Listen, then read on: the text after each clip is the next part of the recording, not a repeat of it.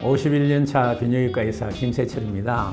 환자들이 참 좋아해요. 내 마음을 알아줄 거다 하는 거 있잖아요. 7, 80대는 환자가 말이에요. 동료의식을 느끼기 때문에 왜 나도 그런데 뭐 이럴 때는 이렇게 한다 저렇게 한다 이렇게 하면은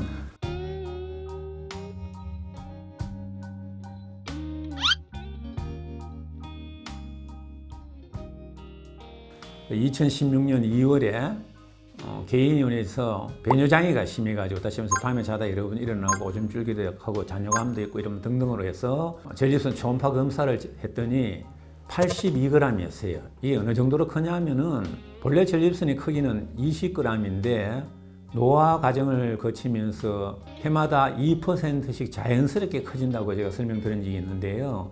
그럼 70대 남자의 평균 크기는 31g이에요. 일본은 82g이니까 거의 3배 가까이 커져 있죠. 그러면서 PSA가 15.4니까 상당히 높아잖아요. 전립선암이 걱정이 되겠죠. 그래서 개인위원회에서 종합병원을 찾으시라 해가지고 A병원을 찾았어요. 했더니 A병원에서 이건 너무 크다고 말이죠. 빨리 조직검사 해봐야 된다. 해가지고 조직검사를 했더니 12조각 중에서 한 군데에서 전립선 암세포가 발견된 거예요. 이 전립선 암이라는 것이 최근 들어가지고 어마어마하게 많아지고 있습니다. 주변에 보면은 전립선 암자 참 많이 볼 수 있죠. 그래서 이 자료를 보면은 최근 5년간 전립선 암으로 진료받은 인원을 보면은 5년 사이에 45.4%나 증가했다는 것입니다. 암 증가율만 따졌을 때는 모든 암 중에서 1등이에요.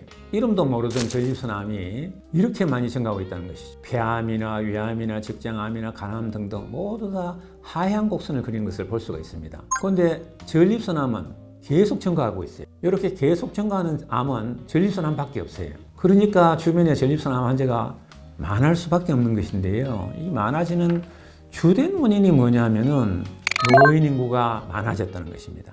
전립선 암은 학자들이 하면은 30세부터 암이 발생될 수 있는 조건이 갖추어집니다. 그러다가 내 몸에 암이 나타날 때까지 25년이 걸려요.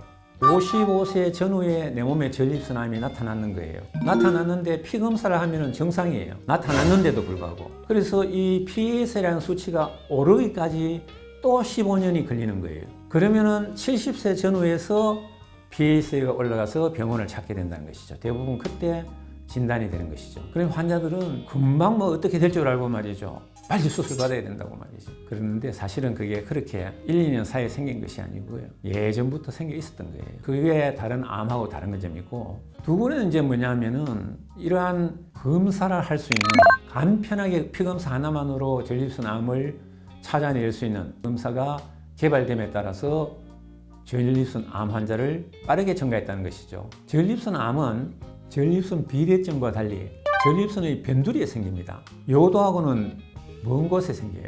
전립선 암이 생겨도 배뇨장애는 전혀 일으키지 않는 것이죠. 그러면 이게 전립선이 크면은 어디로 가느냐? 요도 쪽으로 안 가고요. 전립선을 뚫고 바깥으로 나가버려요. 나가지고 뼈나 임파선에 전이를 가는 것이죠. 60대 남자가 어깨가 아프다든지 허리가 아파가지고 찜질을 하고 물리치료를 받아도 잘 안 낫거든요. 그래서 정형외과 찾았더니 엑스레이 한번 찍어보자.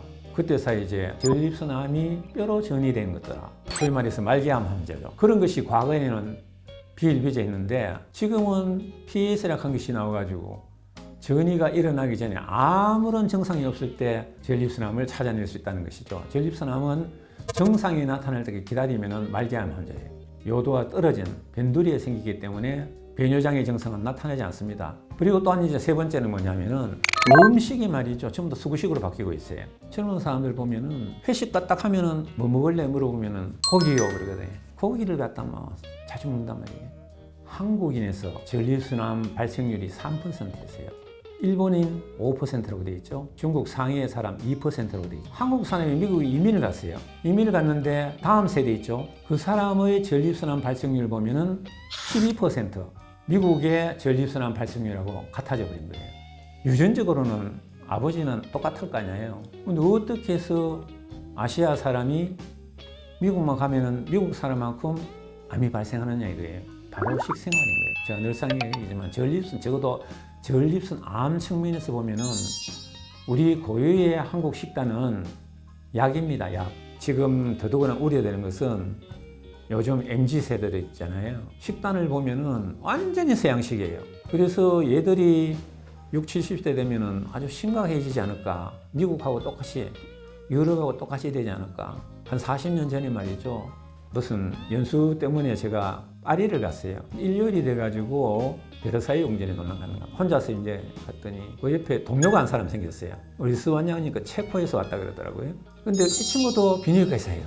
그래 이런저런 이야기하면서 내보고 묻는 것이 한국인은 전립선암 어떻게 치료하느냐 묻더라고요. 아니 전립선암은 봤어야지 말이지.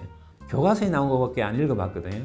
그 친구는 막 이제 이렇게 할 때 뭐 이런 애로사항이 있고 뭐 또 이야기하는데 답을 못 하겠더라고요. 우리는 없어가 경험을 못 할 때예요. 근데 지금은 너무 많잖아요, 이제는. 바로 옆에 아는 사람들 뭐 전립선암 많이 생겨 있잖아요. 다 이유가 이런 식단이 말이죠. 서구화되면서 닮아간다는 것입니다.